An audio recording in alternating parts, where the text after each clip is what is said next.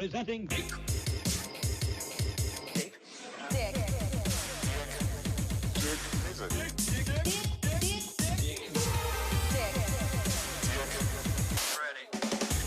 Yeah! Everybody, welcome to Dick. The Dick Show. It's what you need.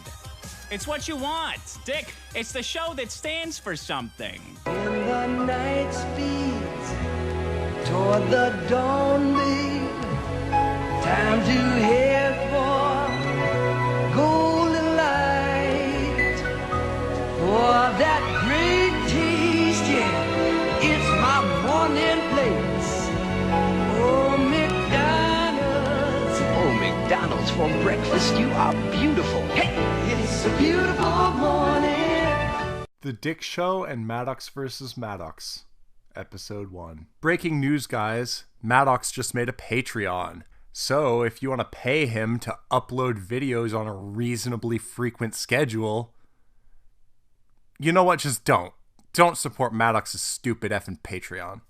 Anyway, last Tuesday was the premiere of The Dick Show, and I streamed it on this very channel.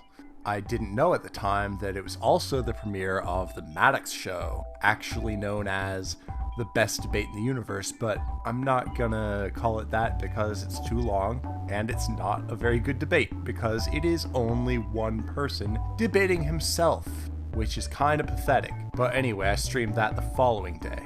So now I'm gonna tell you what I thought about each of the shows.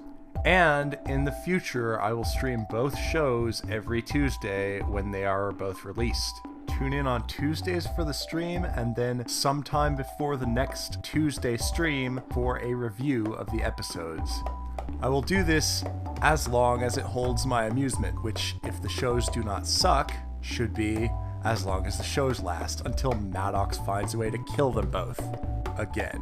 One thing that's immediately apparent and kind of interesting is that Sean is present on both shows. Originally, I thought when I heard the Dick Show, oh good, Sean is with Dick here and standing with Dick. But apparently, Sean is just getting paid by both. And I can kind of respect that, although I would have preferred if Sean had taken a stand and gone Team Dick. But what can you do?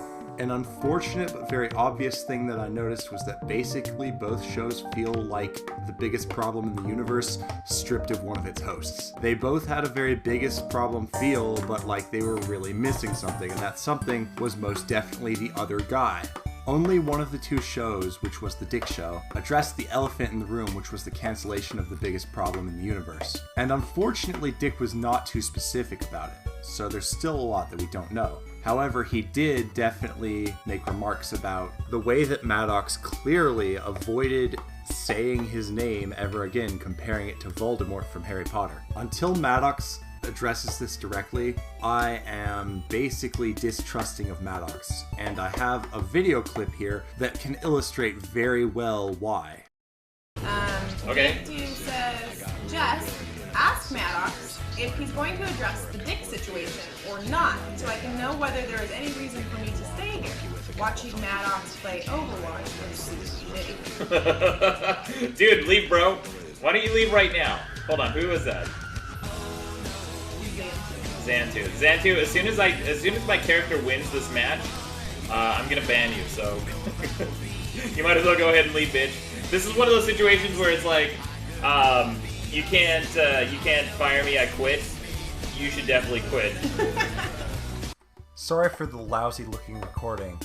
By the way, someone who has better equipment than me ought to capture this entire stream because it's quite damning evidence.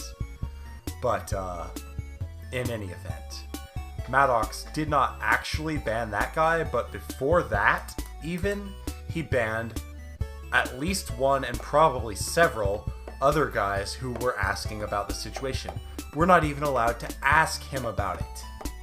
Madoff, you's a bigot. You can't handle any sort of disagreement. That's why you kicked Dick off the show. And that's why in your new show, you refused to have a podcasting partner altogether. You're literally debating yourself with your biased self who can't even articulate the other side of certain issues. I have extreme doubts as to Maddox's ability to, say, give a good debate in favor of traditional marriage or in favor of non-unisex bathrooms. I don't think that Maddox is going to at all do a good job of debating two sides of an issue on any issue where he is far on one side. And I don't think that in the first episode of his new show, he did a good job presenting both points for Ghostbusters. He abandoned the pursuit of actually debating on the side of people who think it's sexist to criticize the new Ghostbusters. Instead, he just let some stuff he quoted do the work for him. That's really not a balanced argument. We'll see if the next episode is better, but the first one was fairly disappointing.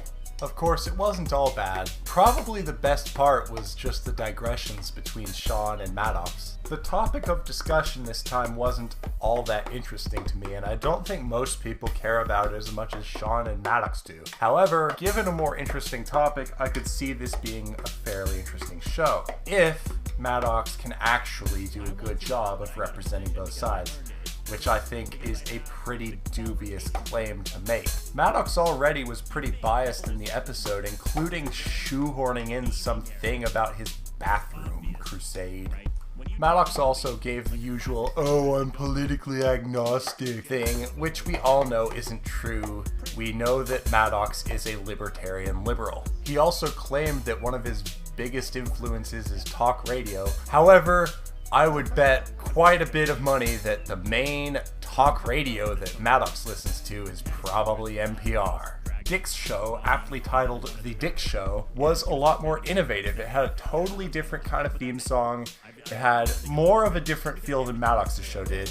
It definitely has a massively different logo than Maddox's, which is basically the same as all his other logos, but it too felt a little incomplete. The host he had on wasn't bad, she was pretty interesting, but she didn't have that kind of back and forth with Dick that Maddox had. Maybe she just wasn't enough of a rage. There was discussion of conference calls, which was very reminiscent of The Biggest Problem in the Universe, and I very much enjoyed it. And there was also a discussion of Dick going to Mexico, which was pretty funny, and I learned some stuff from it too. It should also be noted that Dick's Patreon launched about a week before the show and was immediately heavily funded.